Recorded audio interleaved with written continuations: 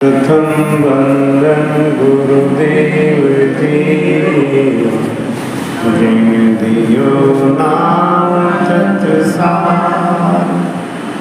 द्वितीय वंदन राम जी, जाने क्या परम विकार। तृतीय वंदन सर्व संत जन, अनंत कोटि जन सार। जाके पद रज परसता, हंस उतर जय पार। भक्ति भक्त भगवंत गुरु, चतुर नाम बपुए। जिनके पद बंधन किया, नाशत विघ्न। अनंत श्री दरियाव जी महाराज ने धन्य। सतगुरु सुख राम जी महाराज ने धन्य। सतगुरु जम्बेश्वर भगवान की जय हो। सतगुरु स्वामी श्री युक्तिराम जी महाराज, बाबा श्री माधवदास जी, सतगुरु स्वामी जी श्री कुशालदास जी महाराज, संत श्री ज्ञानेश्वरी भाई जी। गुरुदेव आपकी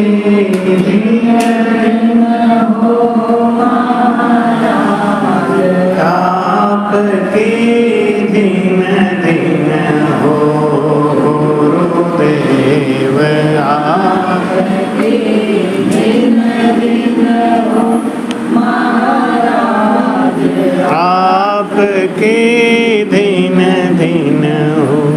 मैं जन्म जन्म का भटका हूँ। मैं जन्म भटका हूँ। मुझे अपनी कम हो जाएगा कम तो मुझे अपनी शरण में रहने दो। गुरुदेव आपकी महाराज आपकी हो। महाराज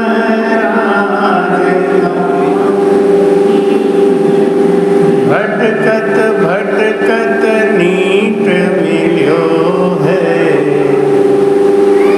मानव तन अवतारा, सुर नर देव सकल शोभंछे। मिले न तुझे बारा। बोलो राम। कोई बात नहीं। अरे भटकत भटकत नीट मिल्यो है, मानव तन अवतारा। ये मानव तन है ना, ये अवतार है, ये नित्य अवतार है। भगवान राम, भगवान कृष्ण, ये लोग निमित्त अवतार है। ये एक टारगेट लेके आते हैं, निमित्त, कि जब जब धर्म की हानि होती है और अधर्म बढ़ता है, असुर बढ़ते हैं, तब भगवान विष्णु अवतार लेके इस मृत्यु लोक में आते हैं और अधर्मियों का नाश करके, धर्म की स्थापना करके, साधु संतों की सेवा करके। हाँ, इसीलिए लेट हो रहा था।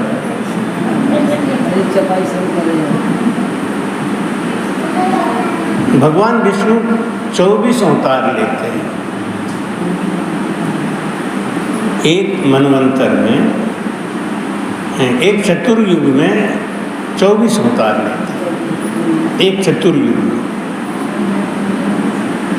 त्रेता में अलग, द्वापर में अलग, कलयुग में अलग, सतयुग में अलग, हर समय अवतार लेना ही पड़ता है। अवतार क्यों लेते हैं विष्णु भगवान? क्योंकि इनकी ड्यूटी है।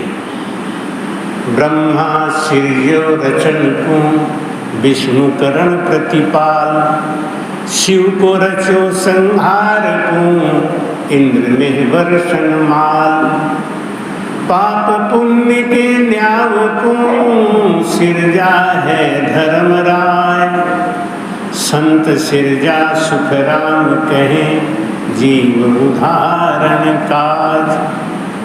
सबकी ड्यूटी अलग अलग है। जैसे आप अपना स्कूल चला रहे हो, संस्था चला रहे हो, तो सबकी ड्यूटी अलग अलग है। घंटी बजाने वाले की ड्यूटी अलग है, पानी पिलाने वाले की ड्यूटी अलग है, पढ़ाने वाले की ड्यूटी अलग है, मैथ पढ़ाने वाले की ड्यूटी अलग है, इंग्लिश पढ़ाने वाले की ड्यूटी अलग है। इंग्लिश में बच्चा कमज़ोर है तो मैथ वाले को थोड़ी डांट लगेगी। डांट किसको लगेगी? जिसका कमज़ोर है उसको डांट लगेगी। आपके बच्चे कमज़ोर क्यों हैं इतने? डांट कौन लगाएगा? डायरेक्टर, मालिक नहीं? ऐसे ही इस सृष्टि की रचना है। डायरेक्टर कौन है हमको यही नहीं पता है। डायरेक्टर कौन है? वो परम पिता परमेश्वर। डायरेक्टर कौन है? जो सीसीटीवी कैमरा लगा के कंप्यूटर पे सब देख रहा है, ये कहाँ है, ये कहाँ है, उसी को अधिकार है नहीं? अब चपरासी देखे तो उससे क्या फर्क पड़ेगा? चपरासी अगर सीसीटीवी कैमरा लगा के कंप्यूटर चेक करे तो उससे क्या फर्क पड़ेगा? वो अधिकार किसको है? परमात्मा को, डायरेक्टर। अच्छी करनी करियो रे भैया, कर्म न करियो काला, लाख आंख से देख रहा है तुझे देखने वाला। डायरेक्टर है ना, चारों तरफ सीसीटीवी कैमरा लगा के देख रहा है। अच्छी खेती करो चतुर नर, समय गुजरता जाता मेरे मालिक के दरबार में, सब लोगों का खाता मेरे साहिब के दरबार में, सब लोगों का खाता। जो कोई जैसा कर्म करेगा, जो कोई जैसा वैसा ही फल पाता मेरे साहिब के दरबार में, सब लोगों का खाता। मालिक के दरबार में सब लोगों का खाता। ब्रह्मा सृजो रचन, ब्रह्मा को क्यों बनाया डायरेक्टर ने? ब्रह्मा को बनाया कि आप जीव की उत्पत्ति करो, जीवों को बनाओ, जीव को संसार में ले आओ। ब्रह्मा का काम है जीव को संसार में लाना, और विष्णु का काम क्या है? विष्णु का काम है कि जितने जीव ब्रह्मा जी ने पैदा किए हैं उन सब की रक्षा करना, उन सब का पालन पोषण करना। ये किसका काम है? जोर से बोलो, क्लास है। विष्णु भगवान का काम है क्या? जितने जीव बने हैं ना उनकी रक्षा करें। इसीलिए आपने देखा होगा विष्णु भगवान के मंदिर बहुत हैं, लेकिन उनसे भी ज़्यादा मंदिर किसके हैं? शंकर भगवान। क्यों? डर के मारे। क्योंकि शंकर जी का काम क्या है? सृष्टि को बैलेंस करना। तो लोग डरते हैं कि हमें ना बैलेंस कर दे, है ना?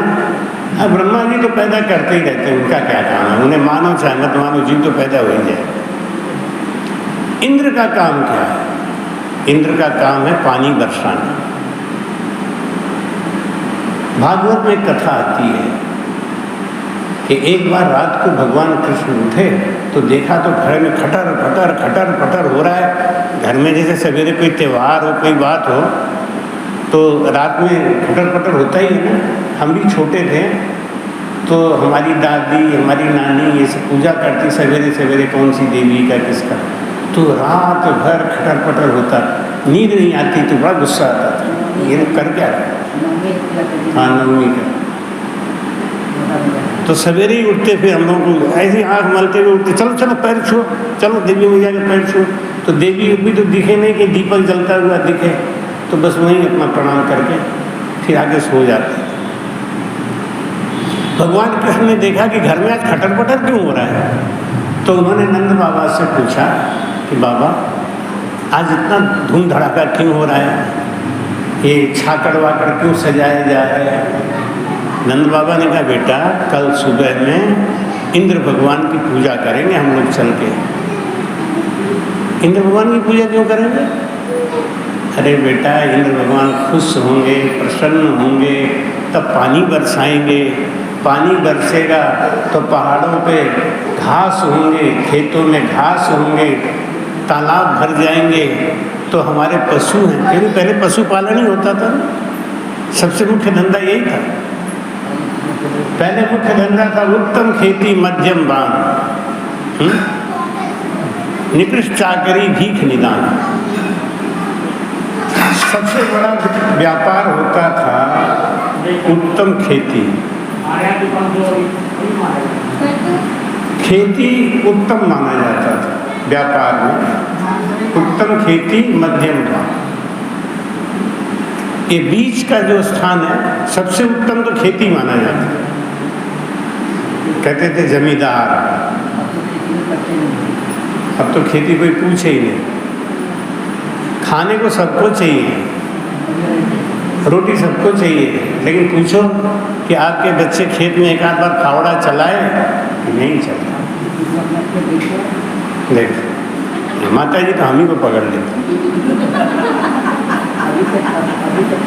सही में अभी क्या हुआ, कुछ काम था तो हमको वकील लोग लेके गए कि गुरुजी चलो आपका खेत देखते हैं पूरा। अब हम कैसे कहें, हमें पता ही नहीं है। हमें चलो राम जी कृपा करेंगे, कोई न कोई तो मिल ही जाएगा। दोपहरी का समय, और जब कार लेके पहुँचे वहाँ कोई नहीं। अब हमें आइडिया ही नहीं हमारा खेत कौन सा। बोले गुरुजी आपका खेत किधर है, कैसे है।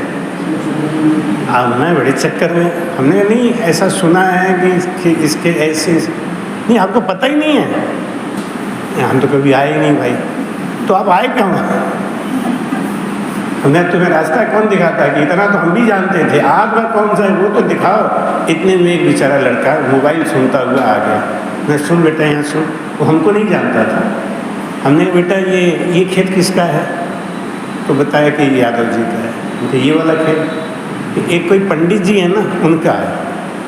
हमने वो पंडित जी वाला खेत कहाँ से कहाँ तक है, कि यहाँ से वो देख रहे हो मकान वहाँ तक ये पंडित जी का खेत है। मैं पंडित जी का नाम जानते हो, तो हमारे पिताजी का नाम लिया, वकील साहब यही ये देख रहे हो, यहाँ से लेके यहाँ तक हमारा। तो आजकल तो ये हालत हो गई है, लेकिन पहले के ज़माने में उत्तम खेती, जो खेती करता था ना उसको महान माना जाता था। मध्यम बान, ये जो दुकान दौरी ये सब, ये मध्यम माना जाता। निकृष्ट चाकरी, नौकरी निकृष्ट मानी जाती थी, और आजकल नौकरी के लिए लोग लाखों घूस दे के नौकरी ले लेते हैं, ये निकृष्ट मानी जाती है। समय समय का प्रभाव है। निकृष्ट चाकरी भीख निदान। महाराज जी कहते हैं कि ये सबसे गंदा जो काम है, ये संसार में मुख्य काम क्या है, वो है अपना खुद का निजी खेती। जो बना लिया, जो खा लिया, नहीं कितना सुख होता है। अब 1 किलो तो दाल ले आए खाने को, उसमें 2 मेहमान आ गए, तो अब तो है गई छुट्टी, 200 रुपया खा के चले गए। अब आदमी ये जोड़ता है, ये आ गए अभी कितना खाएंगे। नहीं?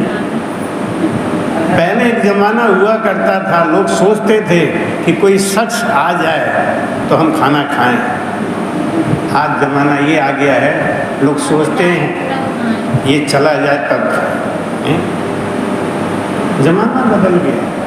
कारण क्या है? कारण हम ही लोग हैं। भगवान कृष्ण ने पूछा कि पिताजी ये खटर पटर क्यों, कि इंद्र भगवान को खुश करेंगे। तो खुश हो गए तो बारिश होगी, बारिश होगी तो पहाड़ों पे खेतों में घास होंगे, तालाब पानी से भर जाएगा, तो हमारे पशु लोग, क्योंकि पशु ही उनका जीवन आहार, दूध दही मठा घी, भगवान पहले क्या कहते थे लोग, भारत जो है दूध दही की नदी बहती थी। मट्ठा तो लोग मना के देते थे, और नहीं तो भैंसिया के नाद में डाल देते थे। आज मट्ठा मांगने पे नहीं देते, बहाना बनाते, झूठ बोल देते, क्योंकि मट्ठा भी 20 रुपया किलो। पहले 2 रुपया में कोई नहीं पूछता था, सबके घर में मट्ठा कौन पूछे। अरे लोग घी तक दे देते थे। अगर आपके घर में आरती के लिए घी नहीं है तो कहते हमारे यहाँ से घी ले जाओ, आरती करो। होता था, अब होता ही नहीं है तो क्या करे आदमी, पहले अपना पेट देखे। भगवान कृष्ण ने कहा, पिताजी ये इंद्र की पूजा क्यों? इसीलिए कि ये तो इंद्र की ड्यूटी है, इंद्र की ड्यूटी है। इंद्र का काम क्या है? इंद्र वर्षण में हमारा, इंद्र की ड्यूटी है कि वो बरसात करे, उनका काम है। जैसे आप टीचर रखते हो तो उसकी ड्यूटी है पढ़ाना, उसकी ड्यूटी है 99% लड़कों को एजुकेट करना। इसके लिए आप तनख्वाह तो देते ही हो उसको, और भी घूस देना पड़ेगा क्या? रोज सवेरे आ जाए तो फिर मक्खन मलाई खिला, बेटा अच्छा पढ़ाई करा देना। भगवान कृष्ण ने कहा नहीं, ये पूजा नहीं होगी। अरे आपको पूजा करना है तो पहाड़ की पूजा करो, पूजा करना है गौ माता की पूजा करो। गौ माता हमको दूध देती हैं, घी देती हैं, जो हमको दे रहा है उसकी पूजा क्यों नहीं कर रहे बिना बात के? अब भगवान कृष्ण के आदेश से इंद्र की पूजा बंद हो गई। देवताओं ने ये बात इंद्र को जाके बताई कि आपकी पूजा बंद करा दी कृष्ण ने, नंद बाबा के बेटे ने। अब इंद्र इतना नाराज हो गए, इतना नाराज हो गए कि काल मेघ को बुलाया और कहा कि इतनी बारिश करो कि पूरा ब्रज क्षेत्र डूब जाए, पूरा ब्रज क्षेत्र डूब जाए, सबको बहा दो एकदम से। काल मेघ आए और उन्होंने आगे भयानक बारिश शुरू करी। इंद्र एकदम कुपित हो गए। भगवान कृष्ण ने अंगुली के ऊपर गोवर्धन को उठा लिया, और गोवर्धन जैसे छतरी लगा लेते हैं ऐसे पूरे ब्रज क्षेत्र की रक्षा करी। अब समस्या एक बात की आती है कि जब भगवान कृष्ण ने गोवर्धन को उठाया, गोवर्धन को उठा लिया, तो ऊपर से बारिश आना बंद हो गई। ये बात तो ठीक है, लेकिन अगल बगल से बारिश क्यों नहीं आ रही? पानी बरसेगा, जैसे आप छाता लगा के कहीं जा रहे हो तो ऊपर से तो पानी बचा लोगे, आप आधे कमर तक बचा लोगे, बाकी। लेकिन भागवत में कथा आती है, भागवत में कथा आती है कि उस समय पूरे ब्रज क्षेत्र में धूल उड़ रहा था। ये बात कैसे हुई? ठीक है, उन्होंने गोवर्धन उठा लिया। जब गोवर्धन उठा लिया तो ऊपर से पानी आना बंद हो गया, लेकिन पानी जाएगा कहाँ? अगल बगल से गिरेगा। राम राम राम। और संजय ठीक हो? आज पहले दिन हाजिर लग गई संजय, ऐसे तो आखिर में लगती। आओ बैठो।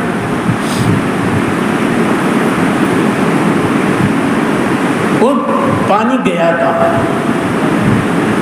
इतना बारिश हुई, काल मेघ गुस्से में बारिश कर रहा था, मूसलाधार बारिश हो रही थी। तो भगवान कृष्ण सारे ब्रज क्षेत्र वालों को बुला लिया और अंगुली पे गोवर्धन उठा लिया। चलो ठीक है। इतनी कथा सुन के हम लोग चुप हो जाते हैं। हाँ, गोवर्धन से अच्छा। पानी गया कहाँ? नदी में बाढ़ आना चाहिए कि नहीं? ब्रज क्षेत्र में बाढ़ आना चाहिए कि नहीं? पानी कहाँ गया? इसकी एक कथा आपको बताएं। शायद पहले कभी सुनाया होगा तो सुनाया होगा, नहीं तो नई कथा है तो सुन लो। जब भगवान राम की शादी हुई, माता सीता घर पे आई, तो माता सीता ने प्रभु से कहा कि आप हमको ऐसे ब्राह्मण को ला के दो जो ब्राह्मण खूब मन से खाए और मन से खिलाऊं। तो उन्होंने कहा कि एक ब्राह्मण को लाऊं, कि कई बुलाऊं। सीता माता ने कहा एक क्या खाएगा और क्या खिलाऊंगी? आप सारे अयोध्या के ब्राह्मणों को न्योता दे, सब लोग आए भोजन करने, मैं सबको भोजन कराना चाहती हूँ। मैं मन भर के ब्राह्मणों का सेवा करना। ब्राह्मण प्रसन्न कैसे होते हैं मालूम? ब्राह्मण खाली सेवा से ही प्रसन्न होता है। ब्राह्मण को धन दौलत दो चाहे मत दो, लेकिन उन्हें मक्खन मारे रहो, रबड़ी मलाई दूध दही घी, इसकी कमी मत करो, तो वो हमारा सब भूल जाते हैं। पेटू होते हैं, उन्हें स्वाद अच्छा लगता है और जजमान का भाव अच्छा लगता है। अगर जजमान का भाव अच्छा है तो आप करोड़ों रुपए एक तरफ रखो, वो भाव के भूखे होते हैं, प्रेम के भूखे होते हैं।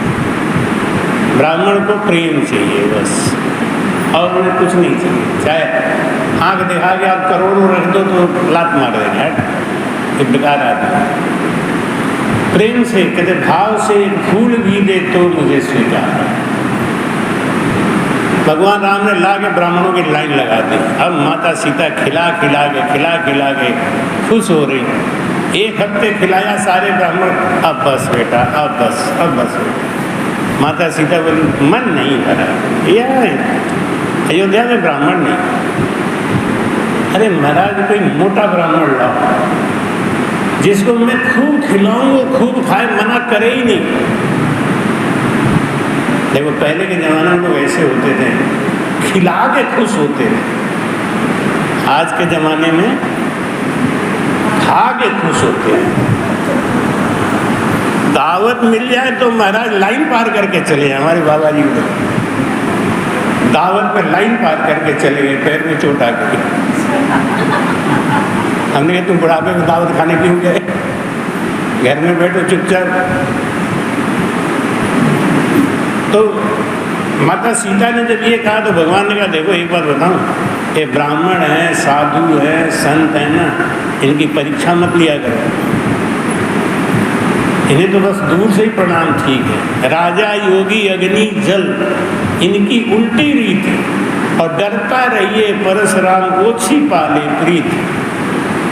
राजा योगी अग्नि और जल, इनका था लगाने की कोशिश मत करो।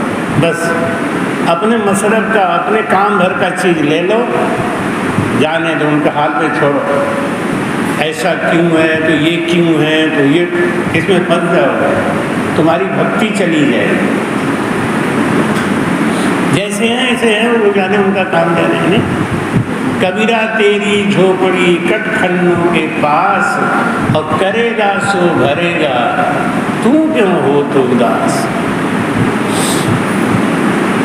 माता सीता बोली नहीं कोई ऐसा ब्राह्मण बुलाओ ना, देखो नई शादी हुई है, मैं खूब खिलाऊं खूब खाएं। भगवान राम ने अगस्त मुनि को प्रेरणा दी, महाराज अयोध्या पधारो।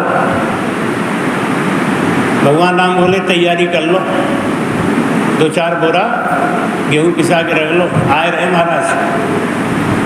तो उनके संग ज़्यादा आदमी आ रहे? नहीं वो अकेले ही बहुत हैं। अरे अकेले? आप भी मजाक करते हो हमसे। इतने साधु एक संग आए और अभी अकेले क्या खाएंगे? कि नहीं आप तैयारी करो तो सही। जब अगस्त मुनि आ गए, भगवान ने कहा माता को चलो परात में पानी ले आओ, पहले संत पधारे हैं उनका चरण खोल चरणामृत लीजिए।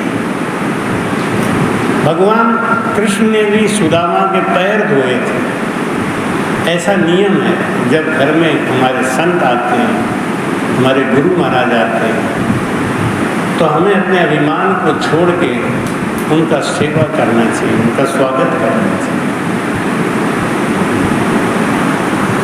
माता सीता परात भर के लेके गई, सोची भैया बहुत बड़े साधु होंगे, जो 100 आदमी के बराबर अकेले खाता होगा, वो कितना लंबा चौड़ा होगा।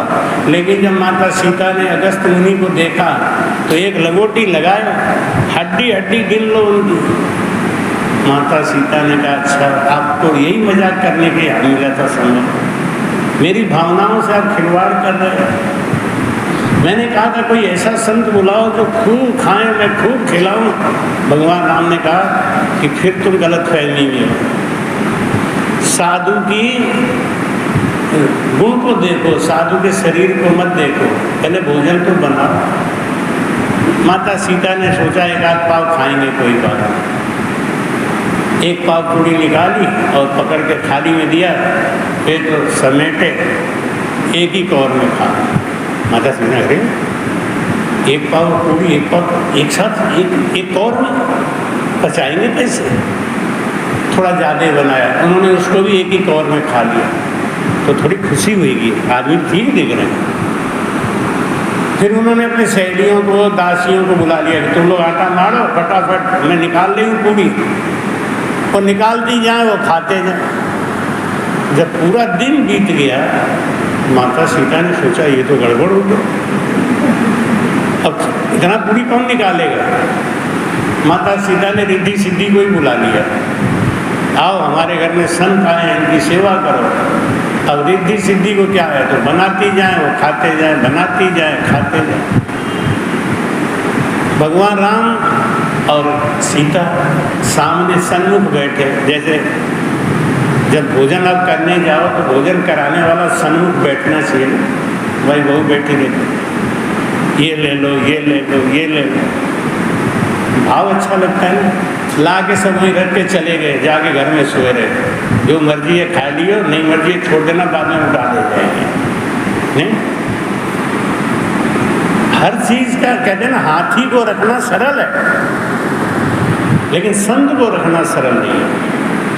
एक बार हाथी को तो पाल सकते हो, संत को नहीं पाल सकते। हाथी के संग भाव को भाव सब चलेगा। माता सीता बैठी रही, खाते रहे, एक दिन, 2 दिन, 3 दिन बीता। अब जब तक वो खाना बंद नहीं करेंगे तब तक भगवान राम कैसे खाएंगे, और भगवान राम नहीं खाएंगे तो सीता कैसे खाएंगे। और जब तक खाएंगे नहीं तब तक नींद नहीं आएगी, सोएंगे कैसे। 15 दिन बीत गए। 15 दिन जब बीत गए तो माता सीता ने सोचा कि कहीं ऐसा तो नहीं कि बाबा लोग हैं कोई नशा करके बैठे हैं, खींचे जा रहे हैं, होती नहीं है। माता सीता ने कहा कि प्रभु थोड़ा जल ले आओ। सोचा ब्रेक करूं। अगस्त मुनि बोले आधा भोजन जब कर लेता हूं तो मैं थोड़ा जल मांगूंगा। अरे अभी तक आधा हुआ ही नहीं। भगवान राम मुस्कुरा के बोले खिलाओ, मन पूरा करो। माता सीता पैर पे गिर गई, महाराज क्षमा कर दो, मेरा मन भर गया। तो अगस्त मुनि बोले तो जाओ पानी लाओ। सीता फिर झटके से उठेंगे, अब पानी पिएंगे और विश्राम होगा, अब हमको भोजन मिलेगा। जैसे ही चली, भगवान राम ने हाथ पकड़ लिया कि तुम अभी तक नहीं समझे, पूरा सरजू नदी इनकी तरफ घुमा दो तो भी इनका प्यास नहीं बुझेगा। 3 चुल्लू में 7 समुंदर पी गए थे, ये वो है 3 चुल्लू में 1, 2, 3, 7 समुंदर पी गए। इन्हें तुम पानी पिलाने चली हो। अरे साधु संतों से तो प्रणाम ही ठीक है महाराज, हम आपसे लड़ने थोड़ी आए। कभी कभी लोग होते हैं ना, ज्ञान सुनने आते हैं लेकिन जब बैठते हैं तो ज्ञान सुनाना ही शुरू कर दो। कोई आगे कहते हैं महाराज ये आए हैं आपसे कोई बात करना चाहते हैं, भेज दो। अब आगे बैठ गए, बैठते ही चालू, उनका ये हुआ, उनका ये हुआ, वो ऐसे हुए, उनका पूरा भागवत सुना के रख देंगे। अब मैं सोचता हूँ ये सुनाने आए हैं कि सुनने आए हैं, यही नहीं समझ में आता। साधु संतों के पास जाके अपनी बुद्धि का ज़्यादा भंडाफोड़ मत करो, क्योंकि वो जो अगला बैठा है वो सब जानता है। माता सीता ने कहा कि प्रभु हमें क्षमा कर दो। अगर सुनिए का नहीं, अब पानी तो पिएंगे, अब तो पानी पिएंगे, भोजन के बाद कुछ तो पानी पीना चाहिए ना। आजा तो एक काम कर, पानी पिला मत, मुँह का कुल्ला तो करा। मुँह में जूठा लगाएगी नहीं तो वो तो कुल्ला करा। भगवान राम बोले महाराज इकट्ठे हम द्वापर युग में आपको पिला दे, वहीं मुँह का कुल्ला करना, वहीं कुछ करना। जब हम कृष्ण अवतार लेंगे और इंद्र हमारे ऊपर कुपित होगा, काल मेघ आगे बारिश करेगा मूसलाधार, तब हम आपको बुलाएंगे, आना भूलना मत। और जैसे ही मूसलाधार बारिश शुरू हुई, भगवान ने गोवर्धन को उठाया, प्रभु ने याद किया अगस्त मुनि को, आ जाओ महाराज। और गोवर्धन पहाड़ के ऊपर बैठ के अगस्त मुनि मुंह फैलाए बैठ गए। काल मेघ का एक भी बूंद ब्रज क्षेत्र में नहीं गिरा। काल मेघ का एक भी प्रयास सफल नहीं हुआ। तब इंद्र भगवान ने आके कृष्ण का चरण पकड़ लिया। तो महाराज मैं नहीं समझ रहा था कि आप साक्षात विष्णु के अवतार हो। तो भाई कहते हैं कि भटकत भटकत नीत मिल्यो है, मानव तन अवतारा। सुर नर देव सकल सो बंछे, मिले न दूजी बारा। बोल रहा बार बार ये तन नहीं मिलने वाला है। ये तन बड़ा कीमती है। भगवान गरुड़ जी एक बार काकभूषण जी के पास गए और उनको प्रणाम करके पूछा कि प्रथम कहूँ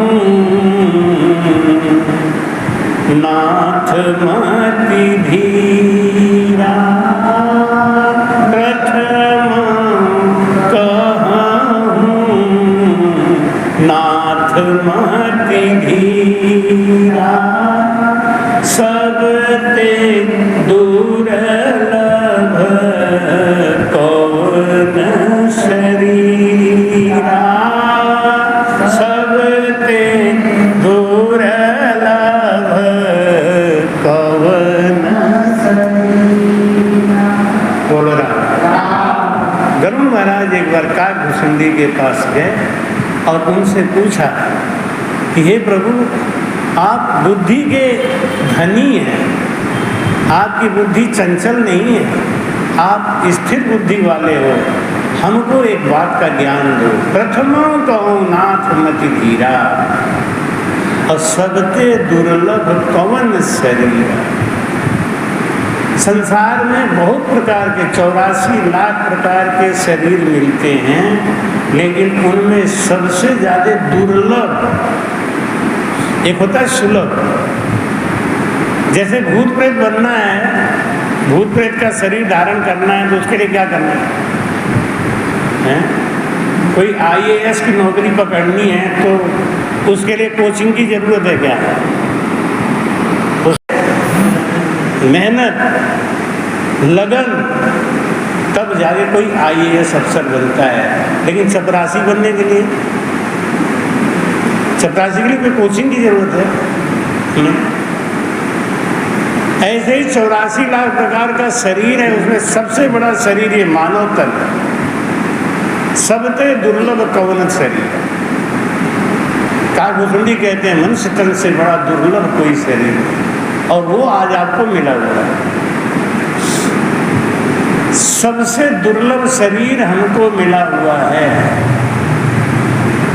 भटकत भटकत नीत मिले हुए, नीत माने कीमती।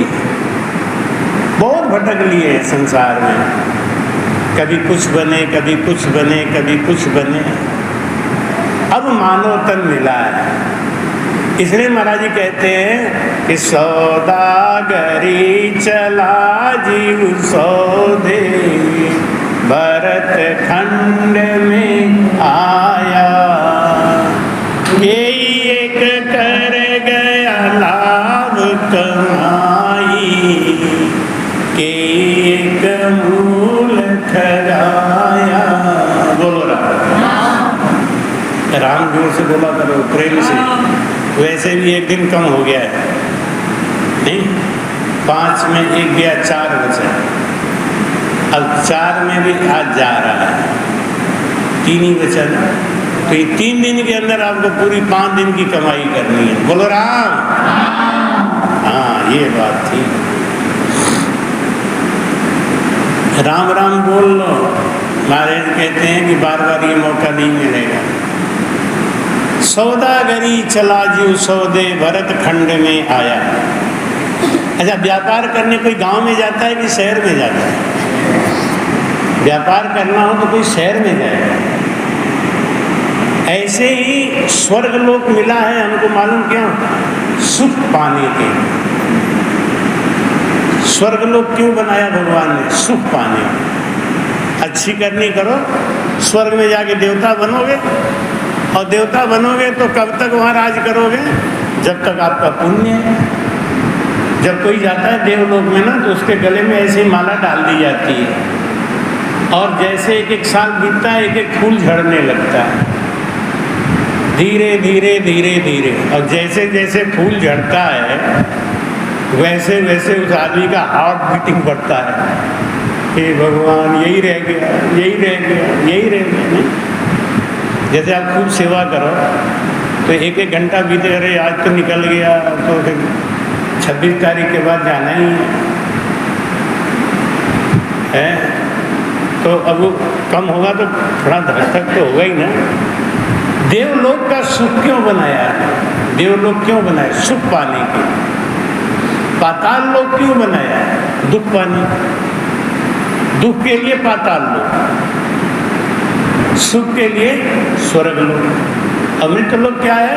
कि परमानंद पाने के,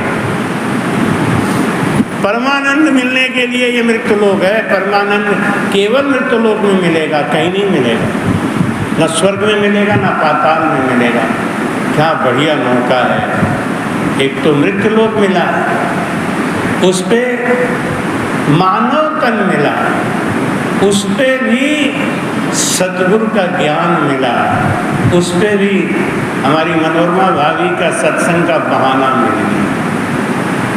सद्गुरु तुमसे मिलने का सत्संग तो बहाना है। संजय अगर नहीं भी करना चाहें तो ये बहाना ऐसा है कि इनको सपना भी देंगी माता जी आके, हे संजय हमारा सत्संग नहीं करवाएगा, तो मजबूरी है इनकी, कराएंगे।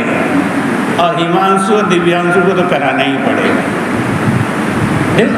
क्या बांध दिया है बहाने से। ऐसे हमारे कटरा में शिव कुमार है ना, तो जब मैना देवी जिंदा थी तो शिव कुमार आते थे, प्रणाम करके चले जाते थे। तो मन में मैं यही सोचता था कि मैना देवी तक ही रहेगा मामला, इसके बाद तो सब गई गाड़ी कहाँ से। क्योंकि वो आए, प्रणाम किए, चले गए। अब समझ में आया क्यों? क्योंकि जब माँ बाप घेरे बैठे हैं, हमारा क्या काम है? तो कमाऊ कूद कहते हैं, ज्ञान सिंह भाई कहते हैं ये मेरा कमाऊ कूद है। तो कहते हैं मैं तो पैसा कमाऊंगा, ला के दूंगा, सत्संग चलता रहेगा।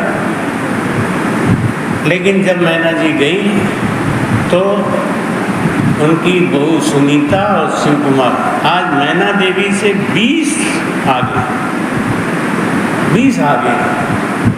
मैना देवी का काम 20,000 में चलता होगा, वो 2 लाख में चलाता है। और हर समय पहले 1 मिनट नहीं बैठते थे, और अब जब 5 दिन 7 दिन की संगत होती है, संगी बैठे। अभी एक गंगा दशहरा उन्हीं के घर पे है। पिछली बार गंगा दशहरा नैमिषारण्य में कराया था ले जाके। तो महाराज कहते हैं ना कि एक बहाना है ऐसा, परमात्मा ने बहाने से बांध दिया है कि संगत चलती रहे, संगत चलती। इस संगत से बहुत बड़ा गुण होता है।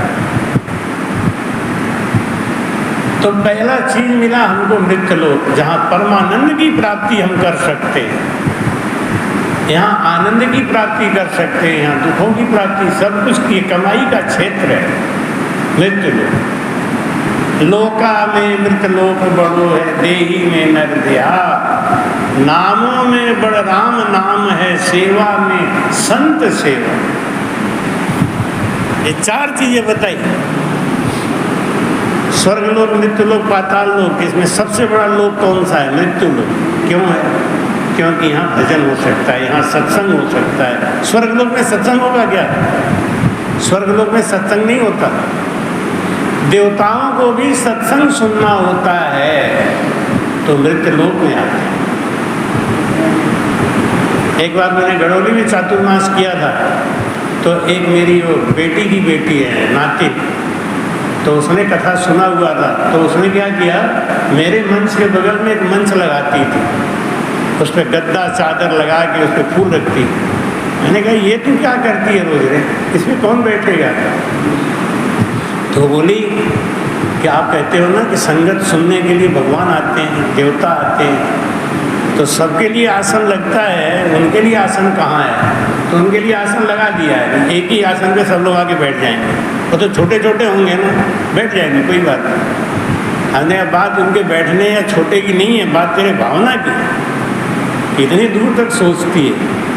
हमको भी हम सत्संग करा लेते हैं, आओ चलो बैठो सुनो, नहीं, हमको एक एक चीज़ को भाव से समझना चाहिए, तब हमें उसका फल मिलता है। नहीं तो ये तो होना ही है, हो गए आगे, हाँ महाराज आ गए, आओ बैठो, कर लिया, हाँ जाओ महाराज चलो, अगली साल फिर आ जाना। कोई ये सबसे बड़ा लोक है मृत्यु लोक, जहाँ देवता भी हाजिर होते हैं, संतों की वाणी सुनने को भगवान भी हाजिर होते हैं।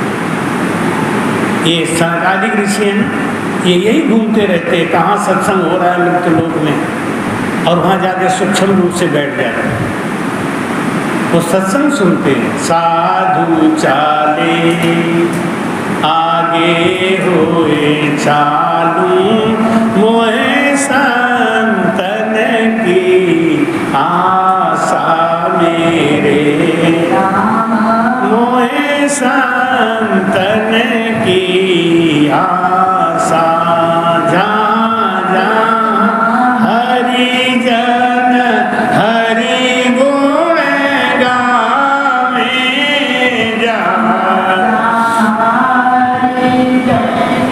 हरि गुण गावे, वही लिया हम वासा नारद मारे, संता सो अंतर नाही नारद, संता सो अंतर।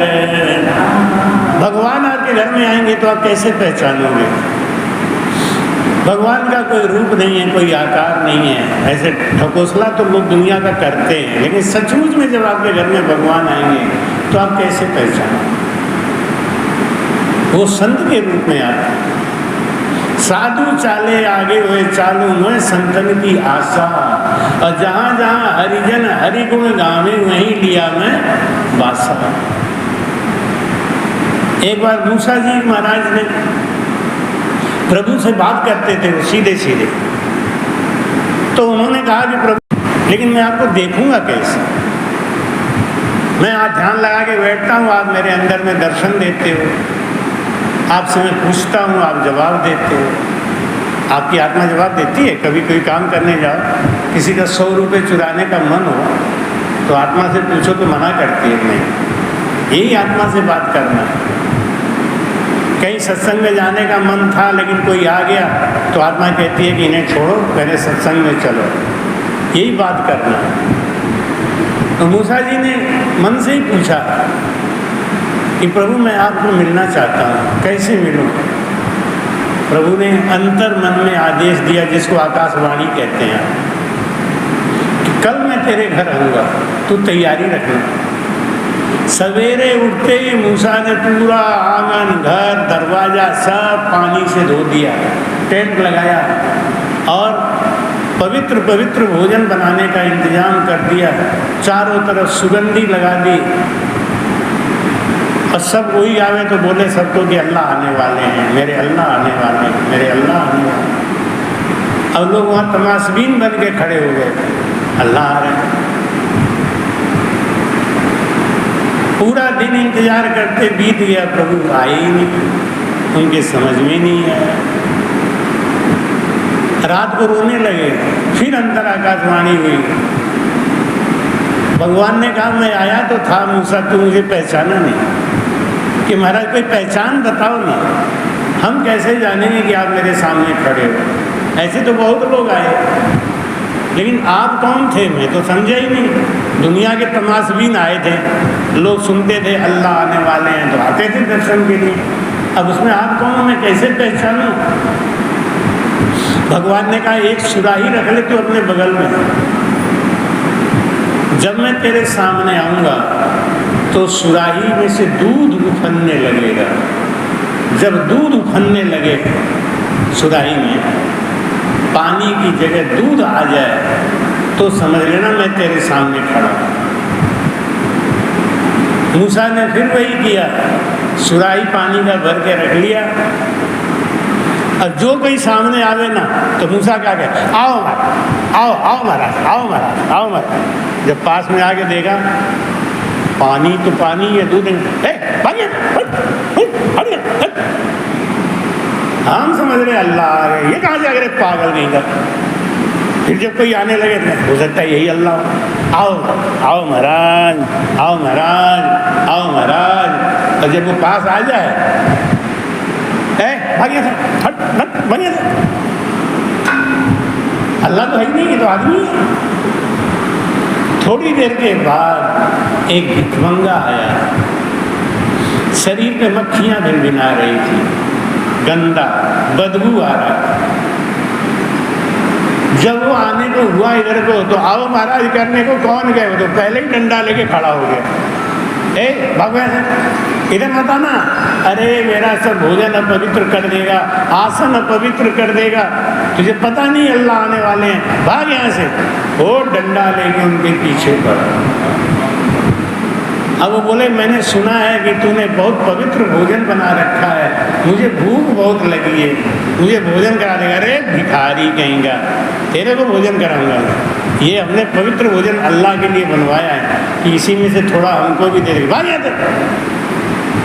और जब उसको धक्का दे के मार के आया, देखा तो दूध उफन रहा था और रोने लगा। लेकिन जब देखा तो भिखारी गायब था। रात को सोया, बहुत रोया। भगवान ने कहा मूसा तू मुझे पहचान ही नहीं सका, तेरी भक्ति कच्ची। परमात्मा कहाँ है? घट माही दर्शन देऊं मम मूरत निराकार, बाहर गुरु उपदेश दे सो मेरा आकार। भगवान आपको कब मिलेंगे? भगवान कभी नहीं मिलेंगे। आज तक किसी को मिले हैं तो बताओ। दादा दादी सब के सब पूजा पाठ करते करते मर गए, खप गए, ये भी एक अंधविश्वास ही था।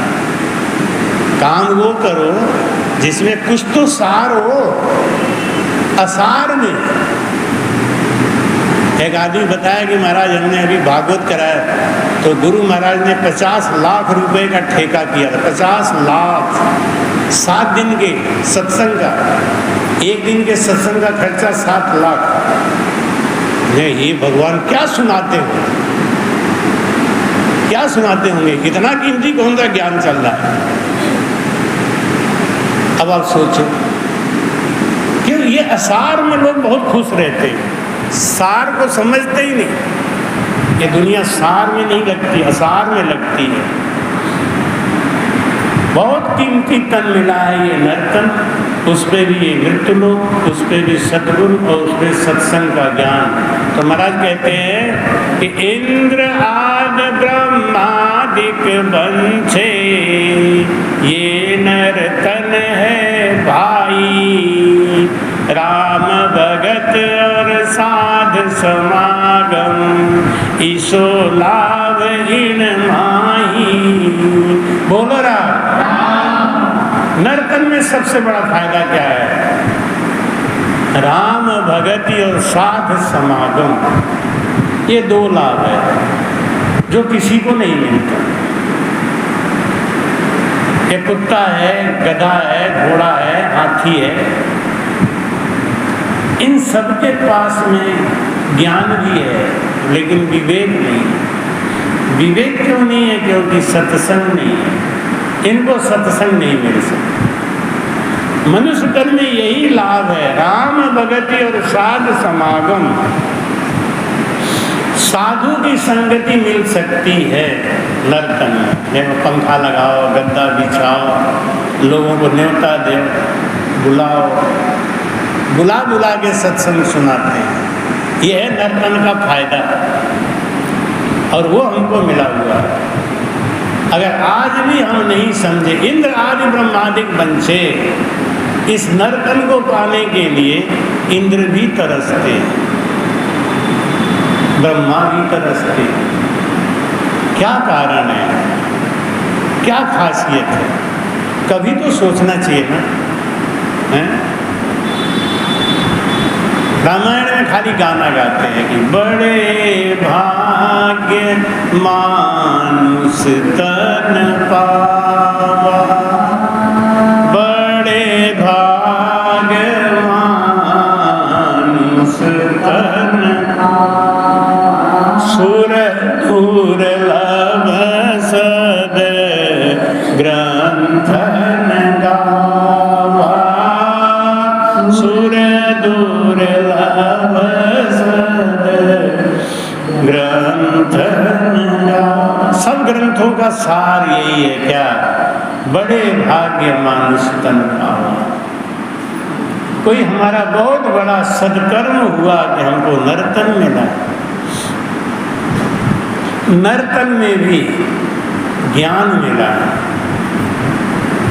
आज रात में जब हम आ रहे थे यहाँ मुरादाबाद, तो फ्लाईओवर के ऊपर एक 11 या 12 साल का बच्चा था, ऐसे ही पड़ा हुआ था, मुंह में अंगूठा दे के, यानी विवेक बुद्धि नहीं थी उसके पास, खाने को भी नहीं था उसके पास, रहने को भी नहीं था उसके पास। और जब बुद्धि नहीं है तो वो अपने से कुछ कमाई कर भी नहीं सकता, पड़ा हुआ था ऐसे, एक टुकुर टुकुर देख रहा था। कहीं दया आई तो भगवान ने नर्तन तो दिया है तो नर्तन में, लेकिन बुद्धि नहीं है, विवेक नहीं है, सद्गुरु नहीं है, सत्संग नहीं है। तो ये सत्संग भी मिलता है तो किसी आपके बड़े पुण्य की वजह से, सत्संग में मन भी लगता है तो पुण्य की वजह से। पहले हमारा हिमांशु जब नौकरी करता था तो हम यहाँ आते थे सत्संग में, तो हमें बड़ा दुख होता था, हिमांशु नहीं है, हिमांशु नहीं। एक बार तो ऐसा हुआ, बेचारा कार से दिल्ली से आ रहा है और हम इधर से जा रहे हैं, तो आधे रास्ते में ही राम राम हो गई बस। बड़ा मन में तकलीफ होता था, घर में सत्संग होता है, बड़ा बेटा ही नहीं। ऐसा राम जी ने कर दिया, अल्लाह अब सुनो तुम परमानेंट नहीं हो गया।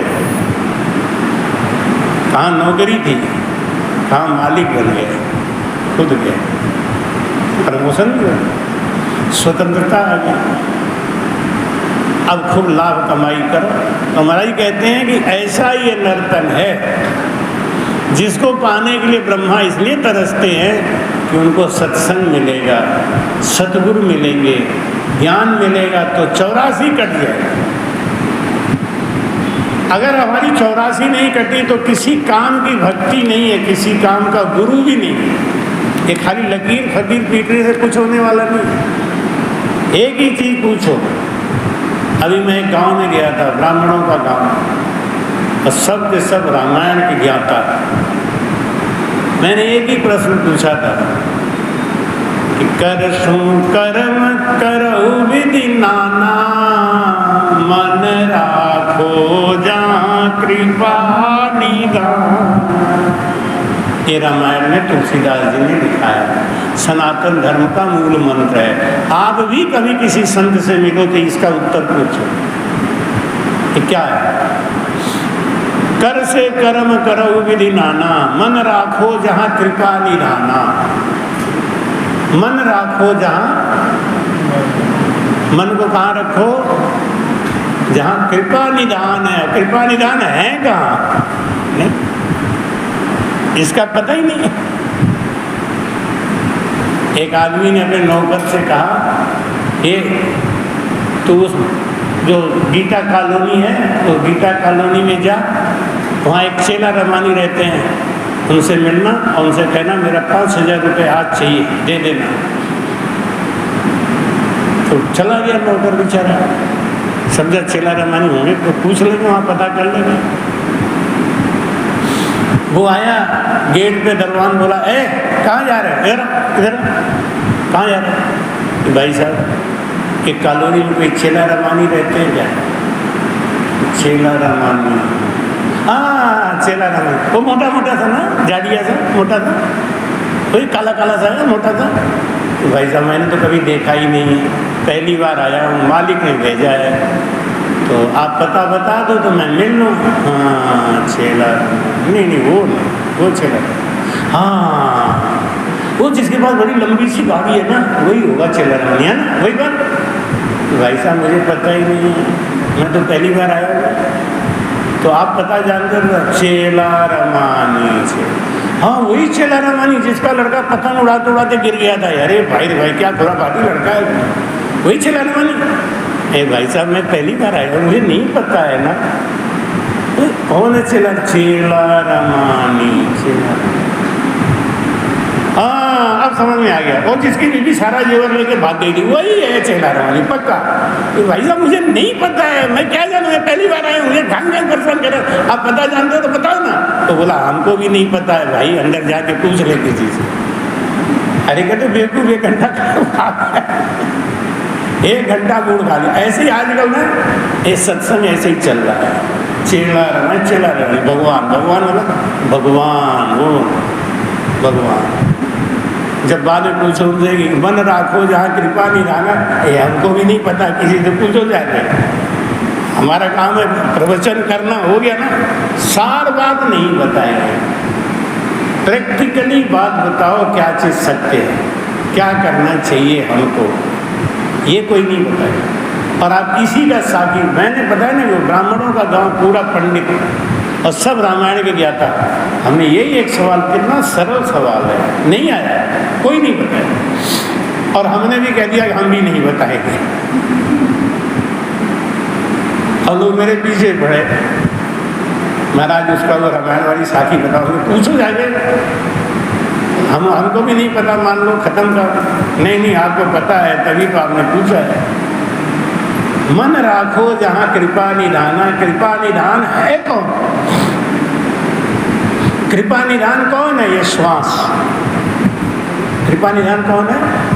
सबसे बड़ा डायरेक्टर कौन है? श्वास। आँख कान नाक इस श्वास के सीसीटीवी कैमरा है। अच्छा आँख देखता है तो श्वास की वजह से तो देखता है, अगर सांस नहीं हो तो आँख देखेगा? कान नहीं, श्वास नहीं तो कान सुनेगा? श्वास नहीं हो तो हाथ हिलाएगा?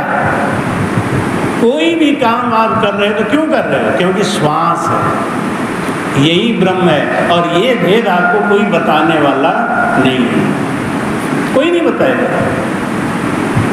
एक केवल ज्ञान कोई राम से नहीं संत मिल जाए तो शायद बताए। ये सूक्ष्म ज्ञान जिसको सूक्ष्म वेद का ज्ञान कहते हैं, ये बताने वाले साधु ही नहीं रहे। अब आडंबर बहुत है, बस आनंद लेते रहो, झूमते रहो। हमारा समझाते हैं मन राखो जहाँ कृपा निधाना। मन को कहाँ लगाना है? कृपा निधान जहाँ है। हम ये सांस नहीं कहें, हम सांस कहेंगे तो लोग कहेंगे अपनी चला रहे हो। नहीं हम नहीं चलाएंगे अपनी बताओ। मन को कहाँ लगाना चाहिए?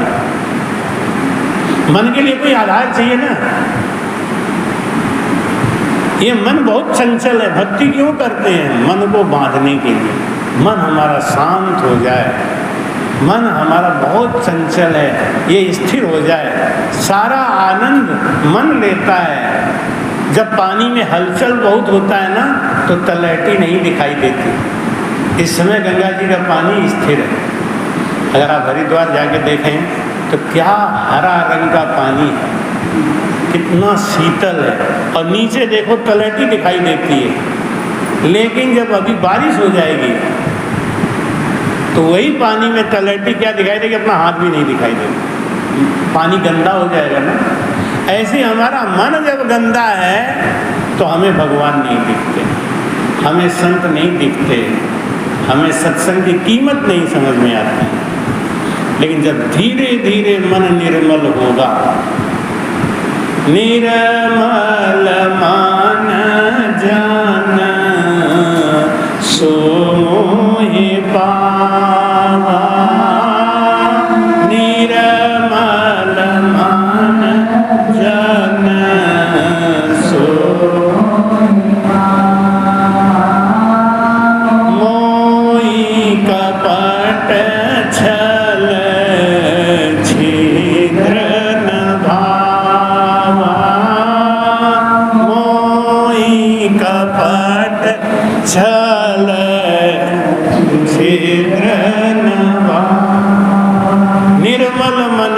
सो मोहे पावा। भगवान किसको मिलेंगे? हैं? तपस्या करने से, माला फेरने से कैसे मिलेंगे भगवान? मन निर्मल होने से।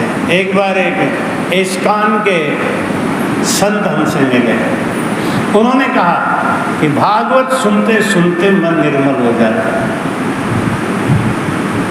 भागवत सुनते सुनते मन निर्मल हो जाता है।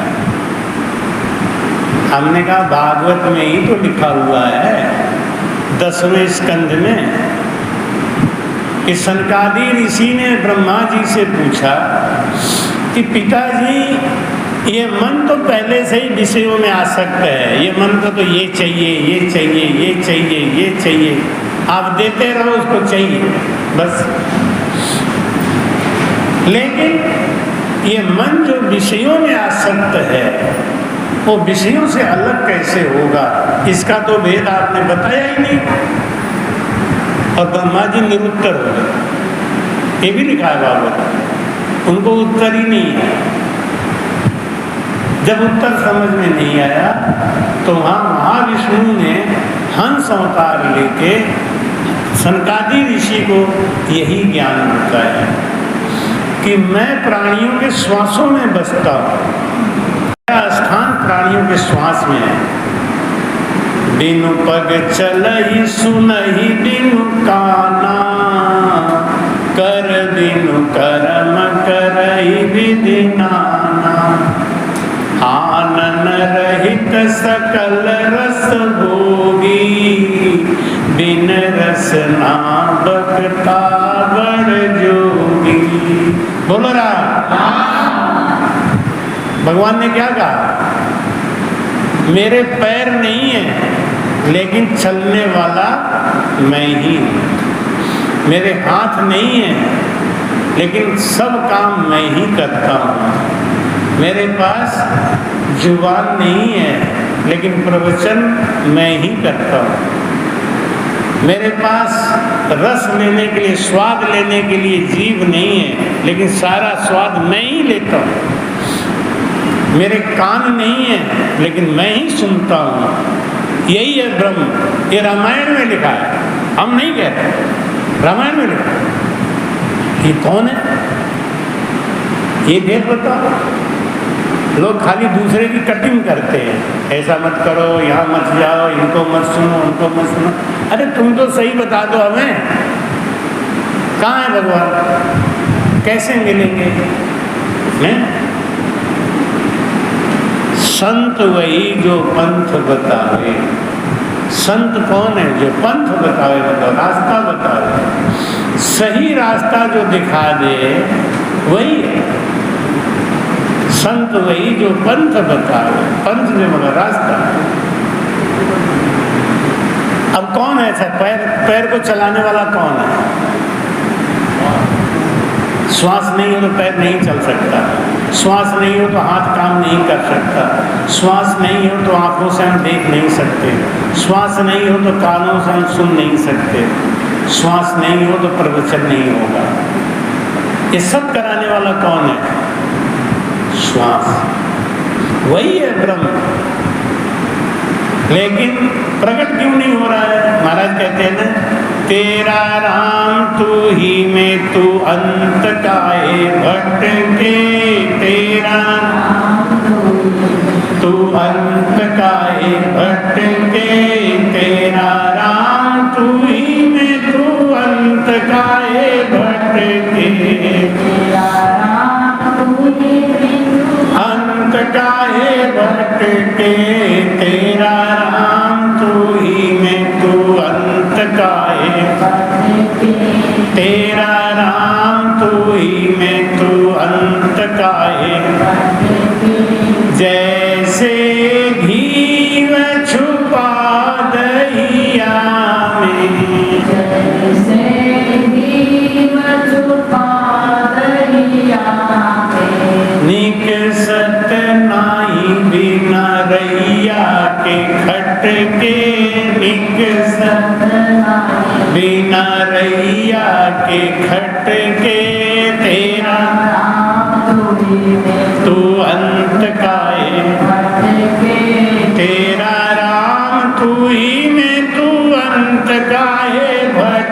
के तेरा भटके तेरा राम तू ही में तू अंत का है तेरा राम तू ही में तू जैसे रंग छुपा मेहंदी में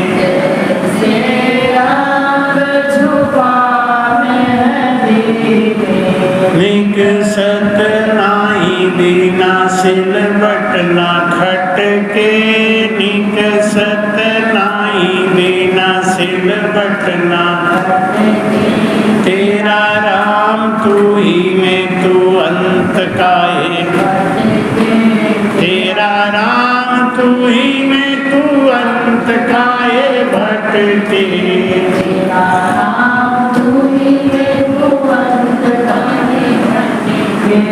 तेरा राम तू ही में तू तेरा राम तू ही में तू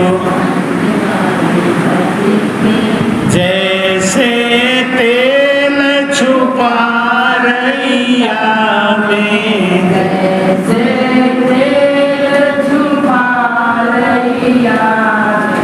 निकसत नाई बिना कोलू में अटके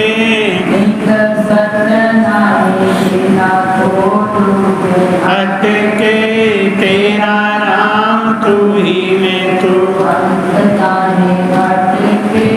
तेरा राम तू ही में तू अंत का है भटके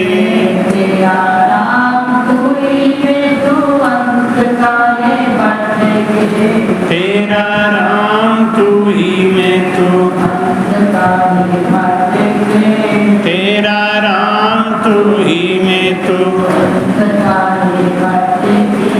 ऐसे ही ब्रह्म छुपा घट घट में ऐसे ही सूझत नाई बिना सतगुरु के बिना सतगुरु के तेरा राम तू ही में तू तेरा राम तू ही में तू अंत का है भटके तेरा राम तू ही में तू अंत का है भटके तेरा राम तू ही में तू अंत का है तेरा राम तू ही में तू अंत का है भटक क्यों रहे हैं क्योंकि सही रास्ता नहीं बताया गया उसी को तो भटकना कहेंगे ना आदमी भटक क्यों रहा है एक बार एक आदमी दिल्ली जा रहा था गाड़ी उसकी आगरा पहुंची तो किसी ने जैसे आजकल मोबाइल नहीं सुनते पहले लोग रेडियो सुनते थे तो रेडियो खोला उसने तो उसमें वो बोल चुकी थी कि ये आकाशवाणी दिल्ली है तो जैसे ही रेडियो खोला तो उसने बोल दिया दिल्ली है अब आगे तुरंत सामान रखा था बेटा दिल्ली आ गया भाई तो नीचे उतर गया आगे बाहर आया एक रिक्शे वाले को बुलाया कि भैया हमको कुतुब मीनार ले चलना है तो बोला भाई साहब वो तो दिल्ली में है कि तो पागल मैं कहाँ उतरा हूँ आगरा में उतरा हूँ क्या हाँ भाई साहब पागल रेडियो झूठ बोलता है मैंने रेडियो में सुना उन्होंने कहा कौन इनका दिमाग खराब करे चलो चला कुछ दूर गया उसने फिर बुलाया रिक्शा भाई साहब यहाँ सुना हमको कुतुब मीनार जाना है वो समझ गया कि शकल से भैया लाल लगते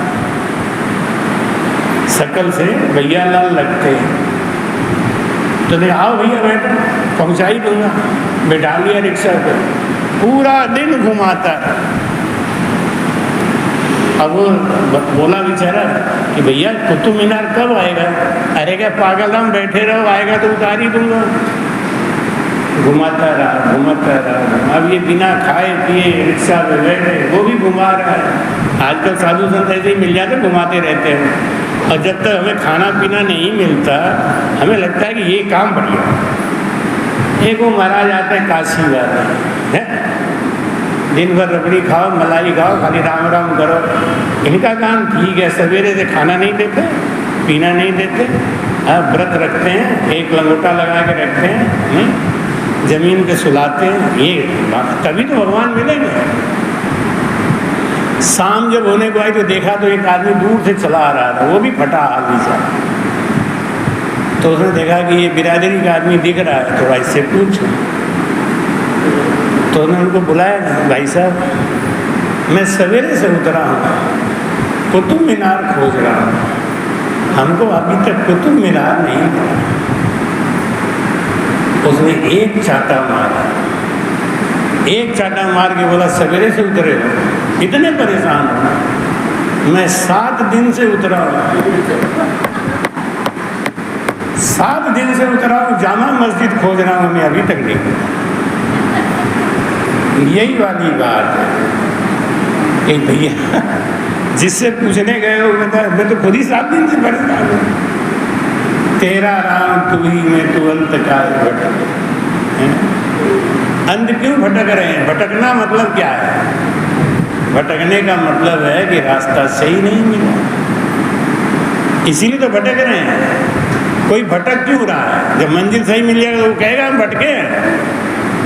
जिसको मंजिल सही, कोई 10 बजे उठेंगे, उनका उठने का समय नहीं, सोने का समय नहीं, जागने का समय नहीं। क्यों नहीं है? क्यों? गुरु नहीं, जीवन में गुरु नहीं है, गुरु का भय नहीं।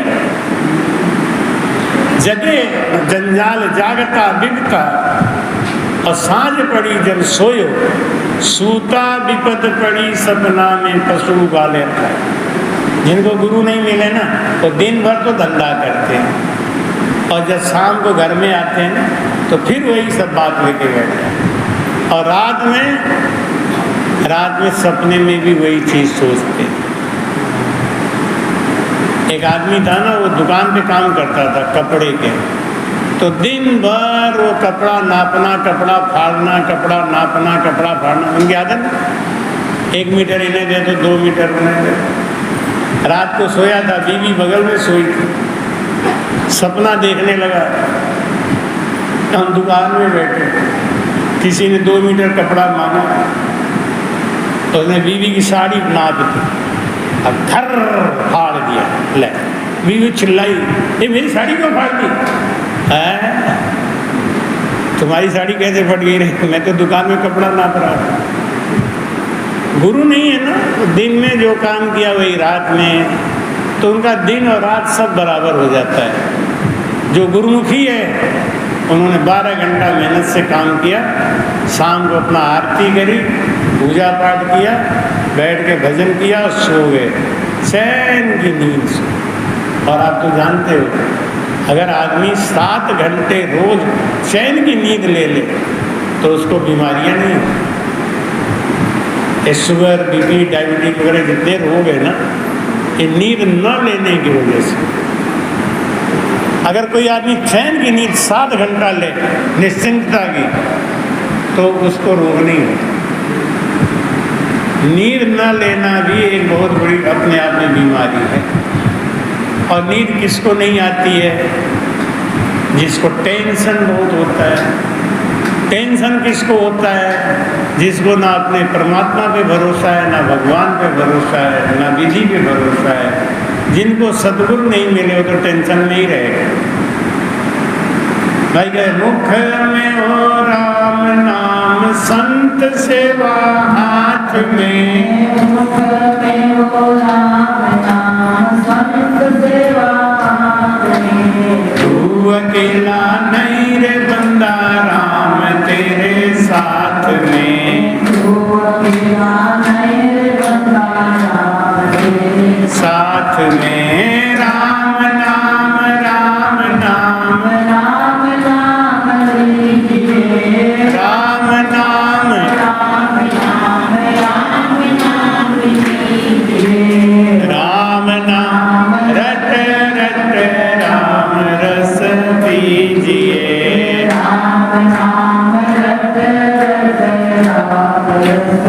दीजिए। राम नाम रटो मेरे भाई,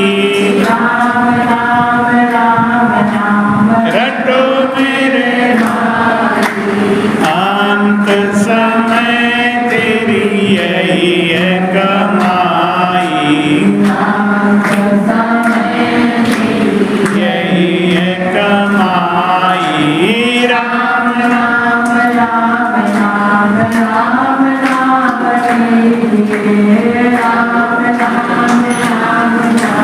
राम नाम लीजिए। राम रट रट राम राम नाम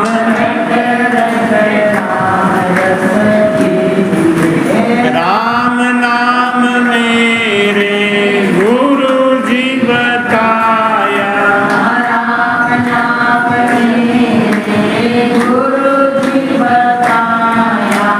राम नाम मेरे हृदय में समाया,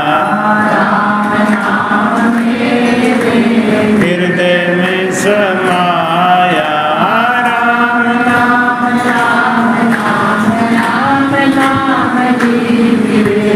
राम नाम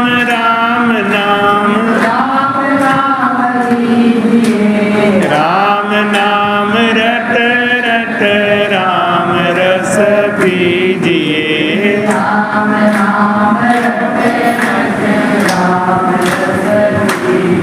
हे मुख में हो राम नाम, माता सेवा हाथ में,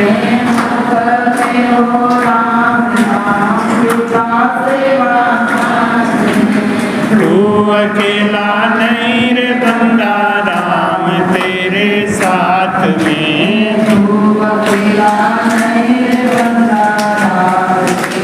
साथ में। राम नाम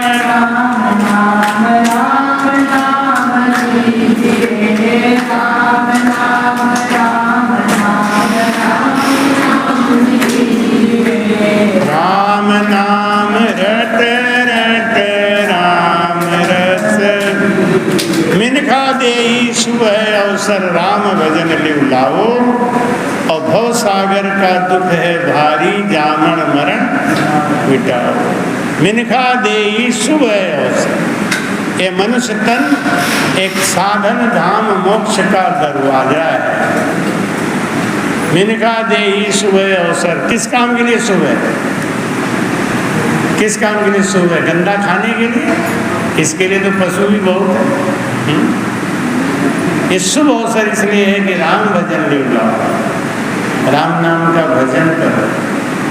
आज तक जितने भी संतों का उद्धार हुआ है वो राम भजन से ही, उन्होंने राम भजन ही किया।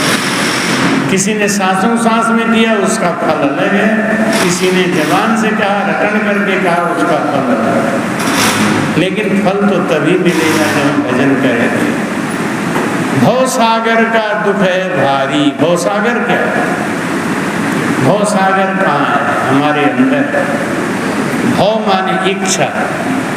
हमारे अंदर जो इच्छाओं का समुद्र है, हमारे अंदर जो कामनाएं भरी पड़ी हैं, यही हमको सुख नहीं देता। 10 करोड़ रुपए हो अगर आपके पास में, लेकिन आपके अंदर संतोष नहीं है, तो 10 करोड़ भी 10 रुपए के बराबर है। बिन संतोष न काम न साही, काम अक्षत सुख सपने। और काम की भावनाएं जो भवसागर है, ये शांत कैसे होंगी? भवसागर शांत होगा ज्ञान से, जब समझ जाएंगे। तो जब तक समझ नहीं आएगी, विवेक नहीं आएगा। महाराज जी कहते हैं कि मिनखा देई सुबह अवसर, ये मनुष्य तन है ना, बहुत बढ़िया अवसर मिला है। चाहो तो पार हो जाओ और चाहो तो घुस जाओ। दरवाजा है ना, दरवाजा से पार भी हो सकते हैं, दरवाजा से अंदर भी आ सकते हैं।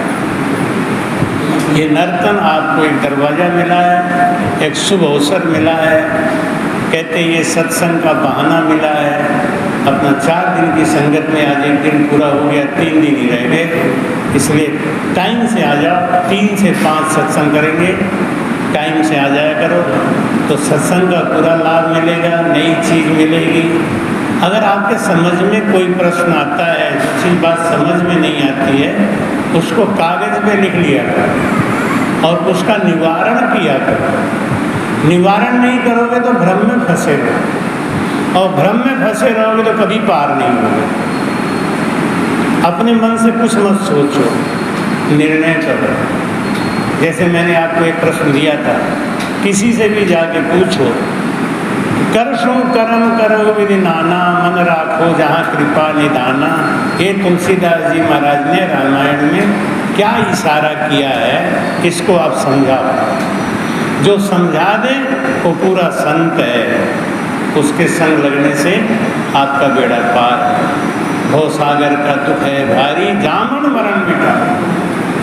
जन्मना मरना अगर नहीं मिटा तो नर्तन पाने से कोई फायदा नहीं। चाहे कितना भी ऊंचा पद मिले, चाहे कितना भी धन मिले, लेकिन इससे फायदा होने वाला सद्गुरु सुखराम जी महाराज ने। कृपया चैनल को सब्सक्राइब करना ना भूलें। राम राम।